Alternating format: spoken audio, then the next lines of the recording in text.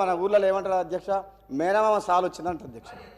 అంటే ఆయనకు మాటలు చెప్పడంలా, అబద్ధాలను నిజం మాట్లాడలా.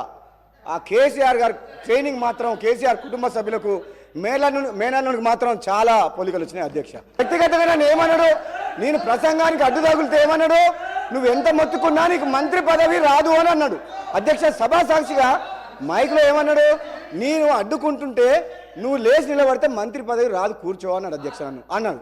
నేనేమంటున్నా, నువ్వెన్నేళ్ళు కష్టపడ్డ తర్వాతే కష్టపడ్డ హరీష్ రావు గారు కేసీఆర్ తర్వాత కేటీఆర్ అవుతారు, కానీ నీకు మోసం జరుగుతుంది, కానీ వాళ్ళు ఏం చేయరు నీకు.